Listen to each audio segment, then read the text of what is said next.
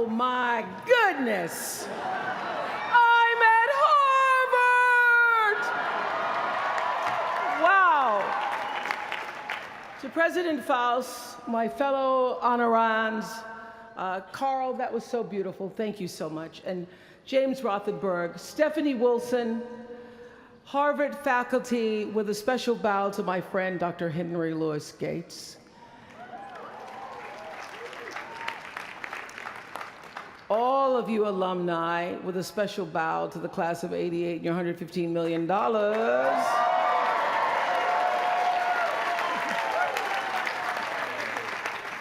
And to you, members of the Harvard class of 2013, hello. I thank you for allowing me to be a part of the conclusion of this chapter of your lives and the commencement of your next chapter.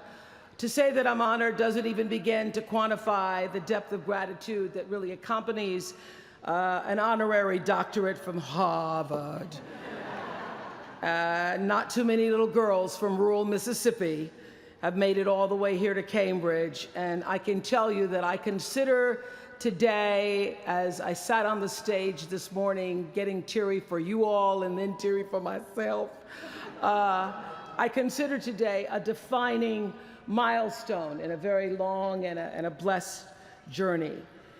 My one hope today is that I can be a source of some inspiration. I'm going to address my remarks to anybody who's ever felt inferior or felt disadvantaged, felt screwed by life. This is a speech for the quad.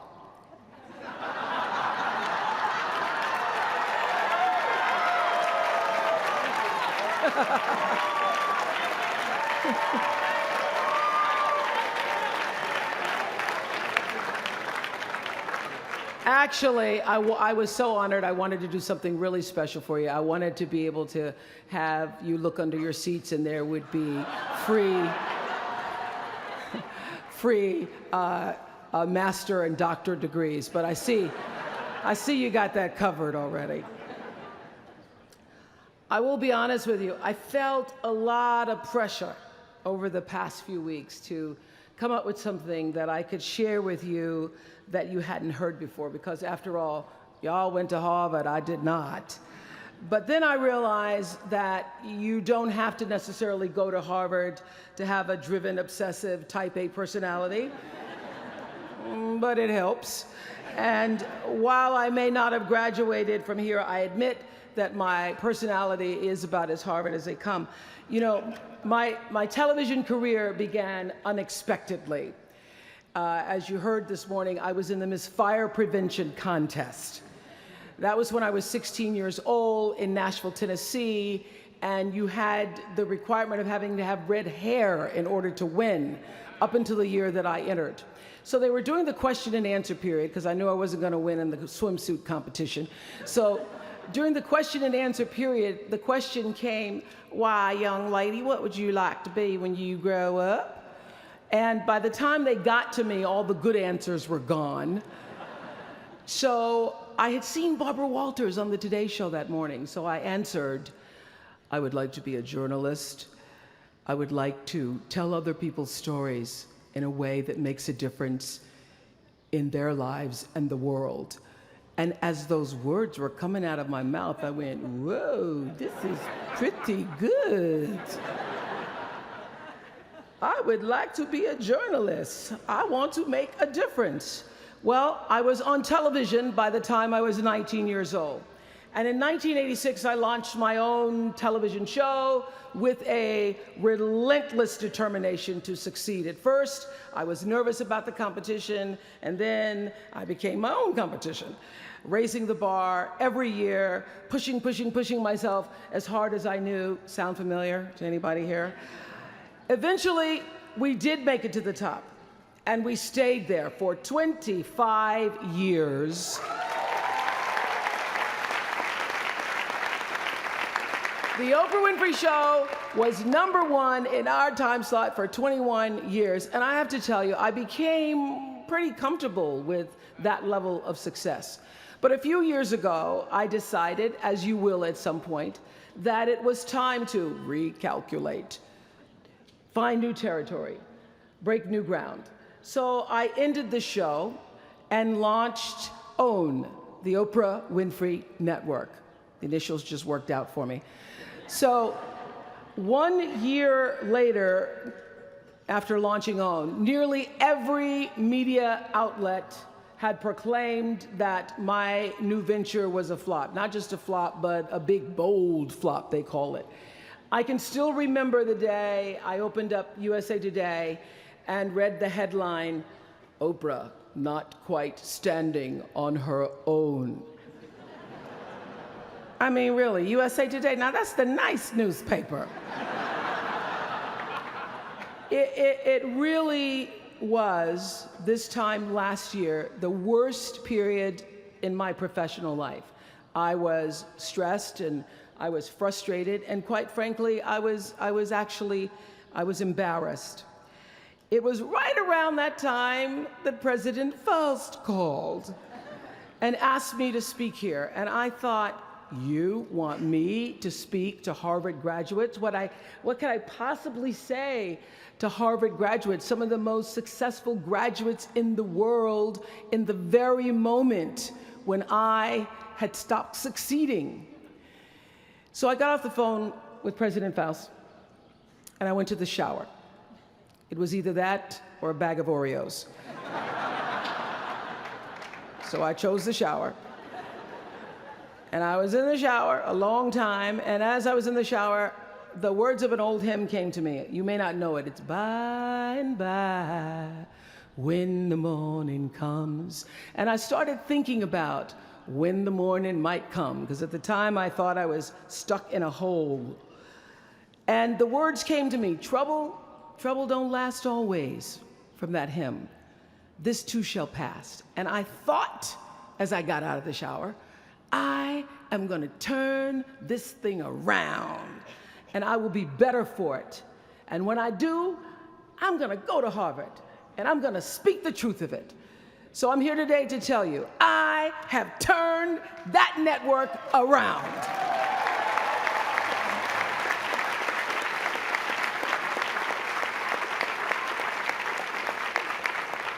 And it was all because I wanted to do it by the time I got to speak to you all. So thank you so much. You don't know what motivation you were for me. Thank you. I'm even prouder to share a fundamental truth that you might not have learned even as graduates of Harvard, unless you studied the ancient Greek hero with Professor Naj. Professor Naj, who as we were coming in this morning said, "Please, Ms. Winfrey, walk decisively." I shall walk decisively. This is what I want to share. It doesn't matter how far you might rise. At some point, you are bound to stumble, because if you're constantly doing what we do, raising the bar, if you are constantly pushing yourself higher, higher, the law of averages, not to mention the myth of Icarus, predicts that you will at some point fall. And when you do, I want you to know this, remember this, there is no such thing as failure. Failure is just life trying to move us in another direction. Now, when you're down there in a hole, it looks like failure. So this past year, I had to spoon feed those words to myself. And when you're down in the hole, when that moment comes, it's really okay to feel bad for a little while. Give yourself time to mourn what you think you may have lost. But then, here's the key.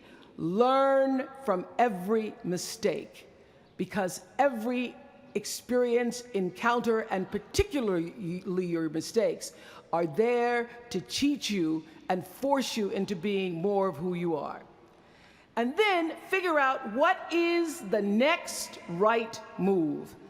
And the key to life is to develop an internal, moral, emotional GPS that can tell you which way to go. Because now and forevermore, when you Google yourself, your search results will read, Harvard 2013. And in a very competitive world, that really is a calling card, because I can tell you, as one who employs a lot of people, when I see Harvard, I sit up a little straighter and say, where is he or she? Bring them in.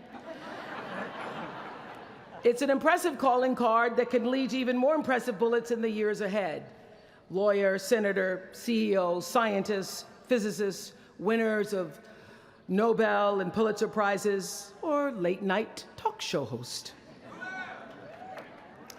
But the challenge of life, I have found, is to build a resume that doesn't simply tell a story about what you want to be, but it's a story about who you want to be. It's a resume that doesn't just tell a story about what you want to accomplish, but why.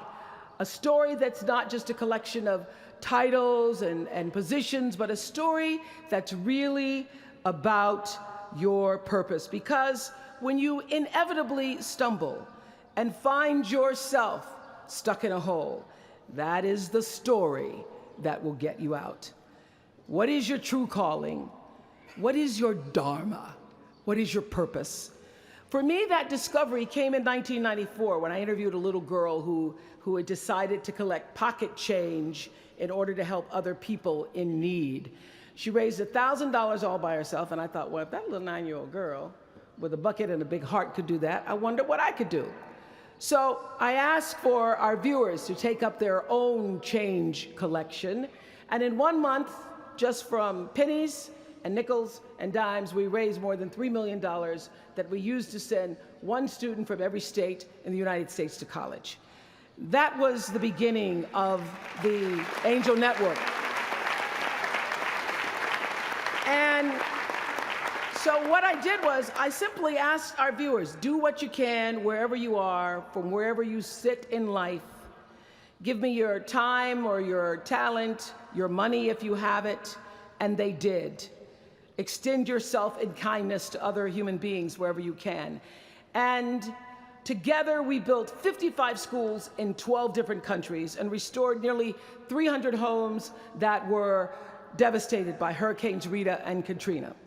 So the Angel Network, I've been on the air for a long time, but it was the Angel Network that actually focused my internal GPS. It helped me to decide that I wasn't just going to be on TV every day, but that the goal of my shows, my interviews, my business, my philanthropy, all of it, whatever ventures I might pursue, would be to make clear that what unites us is ultimately far more redeeming and compelling than anything that separates me. Because what had become clear to me, and I want you to know, it isn't always clear in the beginning, because as I said, I'd been on television since I was 19 years old.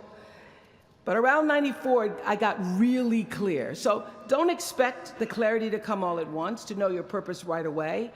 But what became clear to me was that I was here on Earth to use television and not be used by it, to use television to illuminate the transcendent power of our better angels.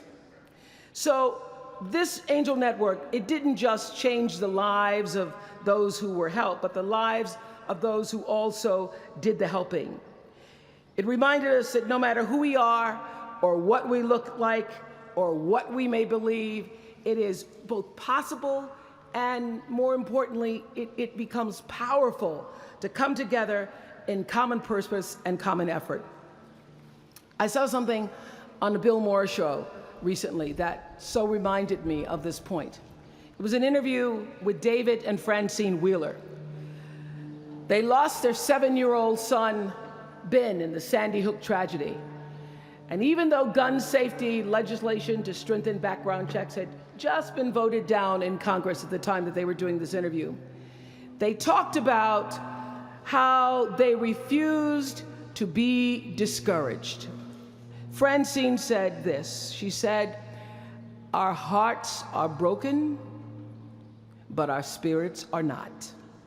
I'm going to tell them what it's like to find a conversation about change that is love, and I'm going to do that without fighting them." And then her husband David added this: "You simply cannot demonize or vilify someone who doesn't agree with you. Because the minute you do that, your discussion is over. And we cannot do that any longer. The problem is too enormous. There has to be some way that this darkness can be banished with light. In our political system and in the media, we often see the reflection of a country that is polarized, that is paralyzed, and is self-interested. And yet, I know you know the truth. We all know that we are better than the cynicism and the pessimism that is regurgitated throughout Washington and the 24-hour cable news cycle. Not my channel, by the way. We understand that the vast majority of people in this country believe in stronger background checks because they realize that we can uphold the Second Amendment and also reduce the violence that is robbing us of our children. They don't have to be incompatible.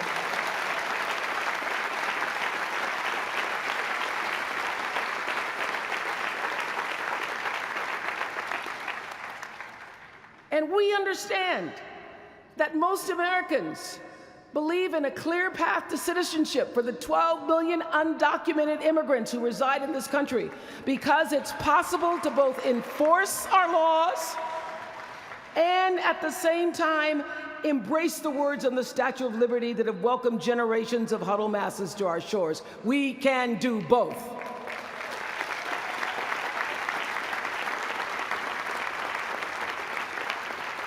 And we understand, I know you do because you went to Harvard, that people from both parties and no party believe that indigent mothers and families should have access to healthy food and a roof over their heads and a strong public education. Because here in the richest nation on earth, we can afford a basic level of security and opportunity. So the question is, what are we going to do about it? Really, what are you going to do about it? Maybe you agree with these beliefs, maybe you don't.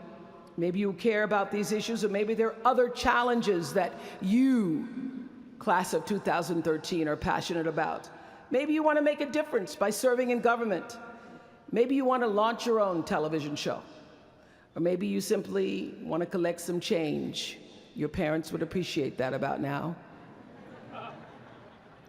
The point is, your generation is charged with this task of breaking through what the body politic has thus far made impervious to change. Each of you has been blessed with this enormous opportunity of attending this prestigious school. You now have a chance to better your life, the lives of your neighbors, and also the life of our country. When you do that, let me tell you what I know for sure. That's when your story gets really good. Maya Angelou always says, when you learn, teach. When you get, give. That, my friends, is what gives your story purpose and meaning. So you all have the power in your own way to develop your own angel network. And in doing so, your class will be armed with more tools of influence and empowerment than any other generation in history. I did it in an analog world. I was blessed with a platform that at its height reached nearly 20 million viewers a day. Now here in a world of Twitter and Facebook and YouTube and Tumblr, you can reach billions in just seconds. You're the generation that rejected predictions about your detachment and your disengagement by showing up to vote in record numbers in 2008. And when the pundits said, they talked about you, they said you'd be too disappointed, you'd be too dejected to repeat that same kind of turnout in the 2012 election, and you proved them wrong by showing up in even greater numbers. That's who you are. This generation,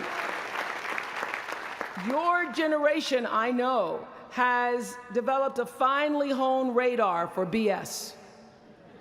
Can you say BS at Harvard? The spin and phoniness and artificial nastiness that saturates so much of our national debate. I know you all understand better than most that real progress requires authentic an authentic way of being, honesty, and above all, empathy. I have to say that the single most important lesson I learned in 25 years talking every single day to people was that there's a common denominator in our human experience. Most of us, I tell you, we don't want to be divided. What we want, the common denominator that I found in every single interview, is we want to be validated. We want to be understood. I've done over 35,000 interviews in my career. And as soon as that camera shuts off, everyone always turns to me and inevitably in their own way asks this question: was that okay? I heard it from President Bush. I heard it from President Obama. I've heard it from heroes and from housewives. I've heard it from victims and perpetrators of crimes. I even heard it from Beyonce and all of her Beyonce-ness. She finishes performing, hands me the microphone and says, "Was that okay?" Friends and family, yours, enemies, strangers, in every argument, in every encounter, every exchange, I will tell you, they all want to know one thing: was that okay? Did you hear me? Do you see me? Did what I say mean anything to you? And even though this is the college where Facebook was born, my hope is that you will try to go out and have more face-to-face conversations with people you may disagree with.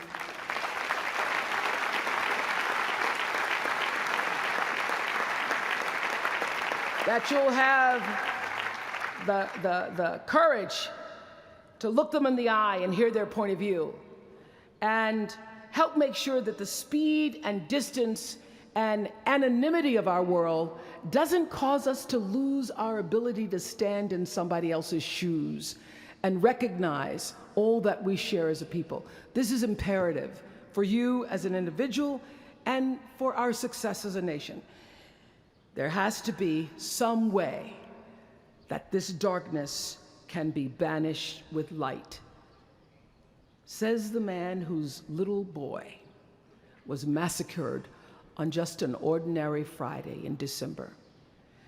So whether you call it soul or spirit or higher self, intelligence, there is, I know this, there's a light inside each of you, all of us, that illuminates your very human beingness if you let it. And as a young girl from rural Mississippi, I learned long ago that being myself was much easier than pretending to be Barbara Walters. Although when I first started, because I had Barbara in my head, I would try to sit like Barbara, talk like Barbara, move like Barbara. And then one night I was on the news, reading the news, and I called Canada, Canada. And that was the end of me being Barbara. I cracked myself up on TV, couldn't stop laughing, and my real personality came through. And I figured out, oh gee, I can be a much better Oprah than I could be a pretend Barbara. I know that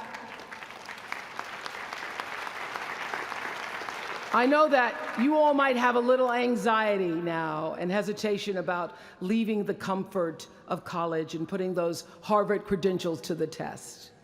But no matter what challenges or setbacks or disappointments you may encounter along the way, you will find true success and happiness if you have only one goal. There really is only one, and that is this: to fulfill the highest, most truthful expression of yourself as a human being. You want to max out your humanity by using your energy to lift yourself up, your family, and the people around you. Theologian Howard Thurman said it best. He said, "Don't ask yourself what the world needs. Ask yourself what makes you come alive, and then go do that. Because what the world needs is people who have come alive." The world needs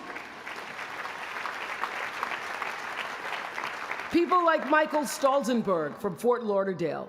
When Michael was just 8 years old, Michael nearly died from a bacterial infection that cost him both of his hands and both of his feet. And in an instant, this vibrant little boy became a quadruple amputee, and his life was changed forever. But in losing who he once was, Michael discovered who he wanted to be. He refused to sit in that wheelchair all day and feel sorry for himself. So with prosthetics, he learned to walk and run and play again. He joined his middle school lacrosse team. And last month, when he learned that so many victims of the Boston Marathon bombing would become new amputees, Michael decided to banish that darkness with light. Michael and his brother Harris created MikeysRun.com to raise $1 million for other amputees by the time Harris runs the 2014 Boston Marathon.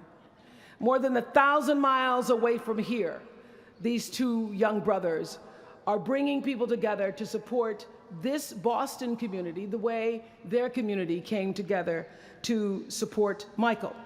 And when this 13-year-old man was asked about his fellow amputees, he said this: first, they will be sad. They're losing something they will never get back.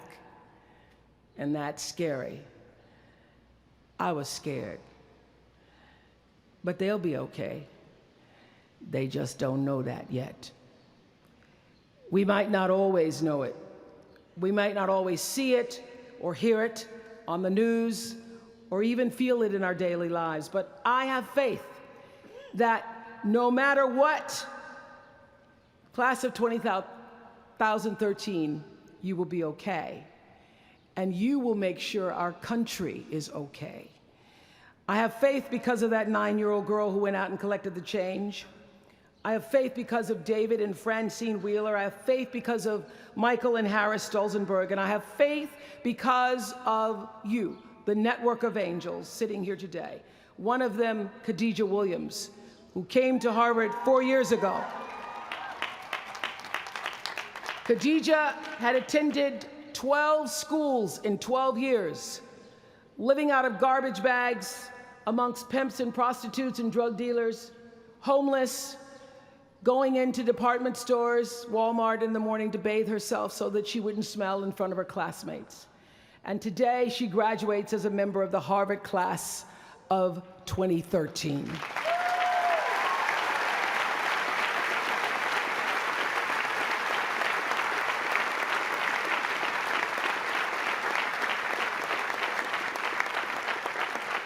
From time to time, you may stumble, fall. You will for sure count on this.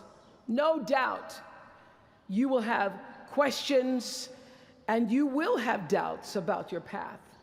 But I know this: if you're willing to listen, to be guided by that still small voice that is the GPS within yourself, to find out what makes you come alive, you will be more than okay. You will be happy, you will be successful, and you will make a difference in the world. Congratulations, class of 2013. Congratulations to your family and friends. Good luck, and thank you for listening. Was that okay?